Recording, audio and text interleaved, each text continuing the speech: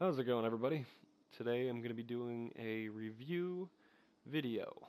This one is going to be of the Hakke kinetic submachine gun, the Atlanta D, and the Omolon Energy Eulogy sidearm. Alright, well, let's get into this. So, the first thing I want to say right off the rip about this weapon here is it's snappy, but it's clunky. And you'll know what I mean once I get some shots in here in a minute.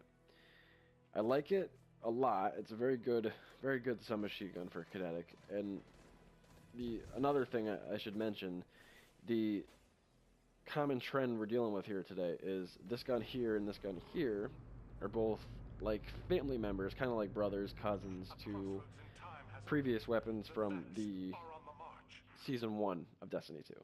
So the Atlanta D, which one we're using right now, is the kind of like cousin, we're going to call it cousin to the Antiope, which everyone called it either the antelope or the antiope, which is not the correct pronunciation. It's the Antiope. And this is the basically Season 2 version of that. Its intrinsic is precision frame. Ew. This weapon's recoil pattern is more predictably vertical, and it's got the GA. And honestly, I don't care like at all for handling on submachine guns. Stability is kind of what I look for. I don't care for handling. Now, the range is something I really do look for on submachine guns, because typically I'm going to be using a submachine gun very close range, mid-close range, and sometimes mid-range. Now, when I'm doing mid-range, I'm going to want just range. And then I'm going to want something like extended mag here, so that if I miss bullets, or I miss shots, rather, I have those extra bullets in the mag to kind of back me up. Now, this really doesn't make sense, steady rounds for this gun, because the trait is tap the trigger, grants a short period of increased stability and accuracy on initial trigger pull. So that kind of cancels that one out. Doesn't really make sense to have this one when you can just do that. And you'll notice in a minute how drastic the change is with tap the trigger. It's very, very good. Alright, let's get into this here. First thing we're going to do is some bullet tests here. So, let's do it right here. So, hip firing from this range, as you can see, that's pretty shitty. That's off at a very bad angle here, straight up the side, and it's still kind of off. So we're going to do, looking down the sights, that is much better. It's a very straight up line, nicely grouped. There's almost no horizontal lean here. It gets a little dicey up here, but I'll do it again to show you the initial trigger pull thing. See, I'm liking it. I'm liking that a lot, because when you think about it, that's about the body of a Cabal. So from head to foot, or foot to head, whatever. That'll be a kill.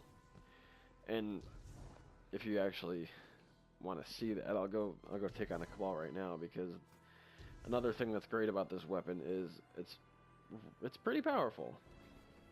I know these are just like low-level patrol enemies, but you'll be able to kind of compare it. So take the shield down, boom, headshot. That there is what I meant by it's snappy but clunky, because unless you're the one sitting here using it, you won't completely understand what I mean by that. But by snappy, I mean bang, bang, bang, gets it done. You know, the bullets are always going to go right where you're aiming, no matter what you're doing. So, bang, bang, bang. I don't know why I chose to do that. All right.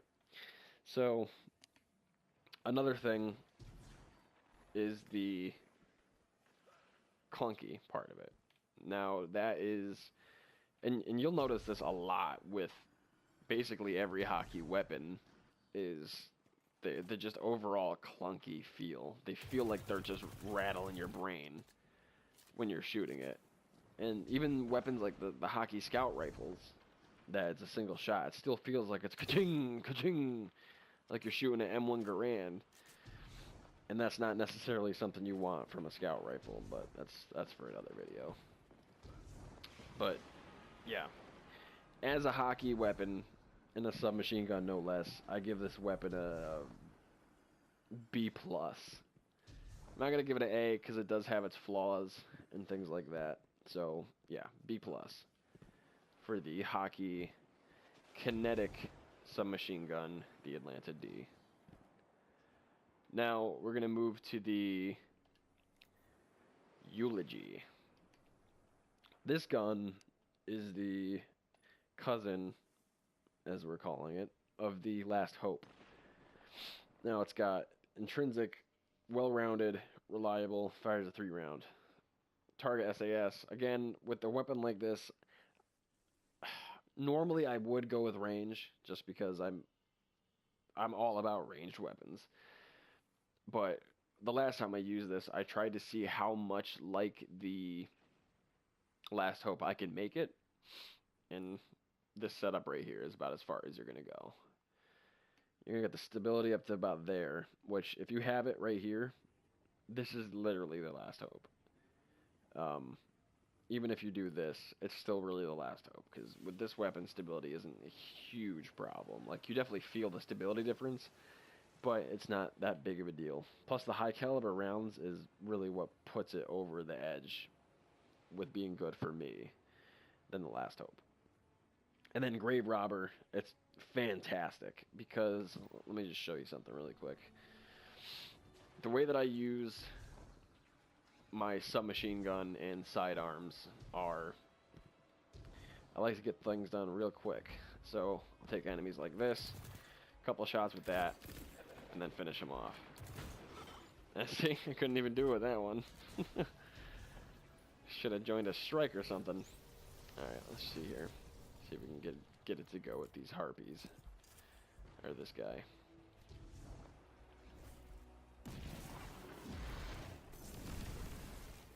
Okay, good. Get him out of the way. Come on now. Alright, bang. See, with the quickness. That's it. Get him done. Just like that. Nothing crazy, no looking through scopes. I mean, I did look through the sight, but you don't have to because the weapon's pretty accurate either way. And you drop down, get his health back, let's get rid of that guy. Done. Quick. It's nice and snappy. Both of these weapons are incredibly snappy. They feel really, really easy to use handling-wise, even though their handling is not that great on the chart. I do not care for the way that it bounces, I guess would be the way the recoil goes. And not even just from a stationary situation. My biggest problem with this weapon is the way that it handles from the air. And as you can see, it's still pretty good from the air. Like, when you're on the ground, you shouldn't have really any problems with this weapon. It's a really good weapon. I like it a lot. Let's get rid of this guy. I was going to put this sniper in the video and do it, but I just lost interest in this sniper a while ago. And don't get me wrong, it's a very good sniper. But for some reason, I fell out of it. It's another one that's very slow and very clunky. Plus the 3 shots is just not good for a sniper, especially for a really powerful one. But I mean, if you were able to increase reload speed, this would totally be a sniper that you're going to want to take into a raid or something like that. Because it's just uber powerful. Like, it just melts. 2 shots. Bang, bang. I believe these guys are one-shotted with... Come on. Yeah. Okay. Yeah, this sniper is ridiculously overpowered, but its flaws are that it only has 3 shots, and it's very slow to use. Is that a chest? Oh wow. Blends in. Alright, now kinda all over the place here, but back to this weapon now. I think my least favorite thing, I know I said earlier the bouncing that it does is pretty bad, but my least favorite is that when you're aiming down the sights, you're not really getting good damage, but when you're hip firing, you're getting really good damage. And you'll notice here, none of the perks or anything like that have anything to do with aiming down the sights or anything like that. None of it. None of it has... See, like, this increases range and stuff like that. And this one only increases range. It doesn't do anything with stability. Right. So, and this is something I did the other day just to kind of test it out and see what I was working with. Where can we do this? Do it right here. You'll notice from this range, 1, 2, 3. Nice group shots. And then 1, 2, 3. You get 1, 2 up here. Back up a little bit further. 1, 2, 3. Even bigger grouping aiming down the sights. But with the same thing, the shots are... Oh, I guess it disappeared. 3rd shot there. Let's try it here. 1, 2, 3. See? Nice, evenly grouped. I mean, one is always going to be a little bit farther away, but not anywhere like that. Like, that's a little bit much. 1 shot goes right where the dot is, and then there's a huge gap, and then the 2. And see, when you're aiming on the sights, it just feels better when you're not, as you can see when I took that guy out.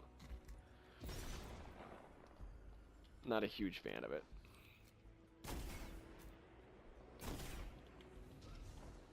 See what kind of range we can do here.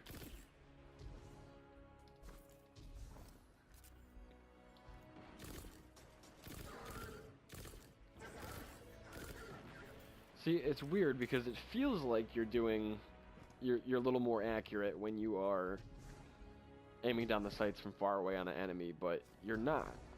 You're actually not. You're doing more damage to the enemy and getting more shots in when you're hip firing from the same distance. Which is weird to me. See, like that. Hip firing. It's just better with this gun. See, if I would have hit that guy hip firing when I hit him when I was looking on the sights, I would have killed him in that 1 shot. But it didn't because I was aiming on the sights. Which is upsetting. Like, why have the sights on a weapon at all if the sights are worse for the weapon? So look at that. 2 shots with the sight. 2 without it. Excuse me. Yeah, so for this weapon, I'm going to give it a... I feel bad doing it, but I'm also going to give this weapon a B+. B+. It's just, it seems like the same caliber weapon as the Atlanta D. They're very similar in different ways, if that makes sense. They're both very snappy. They both also feel kind of clunky. And I gotta say, I'm not a fan of weapons that are like that. And I'm not a fan of Hakke weapons overall. So, I mean, if we were gonna go and I had to make a choice between this Omolon sidearm or that Hakke submachine gun, I'm gonna go with this sidearm, just because I like the feel of the Omolon weapons a little bit better than I do with the Hakkes. So that is everything for today. Now make sure you guys stick around, because later tonight we're going to be doing the Marvel video that we've been promising for a while. My buddy Clarence is going to come on He's got his 3, I got my 3. We're going to do some comparing, and we're going to ultimately come out with a final top 3. It's going to be, we're going to make it as factual as possible. We're going to compare stats, we're going to do powers, we're going to compare them to other characters who are in their same archetype, and it's going to be real fun. You're going to want to see that. And I'm also going to be doing weapon reviews for Destiny 2 a lot more. So I'm probably going to make this a series. My GTA 5 gameplay is going to become a series. I'm going to be doing that quite often. I might do a Destiny 2 weapon a day on top of my already standing series. So like the polls that we're doing on my Facebook and my Twitter and things like that, on top of that, those videos, I might just throw in a quick Destiny 2 weapon review. Or, you know, if somebody has a suggestion of something they want me to review or talk about, I'll do that too. I have absolutely no problem, you know, reviewing things for people. And my reviews, they come from personal preference with these weapons. But again, as you saw in the video, it's based on, you know, experimentation with the weapons. So hope you enjoyed the video. Make sure to subscribe, like and subscribe, and we'll see you in the next one.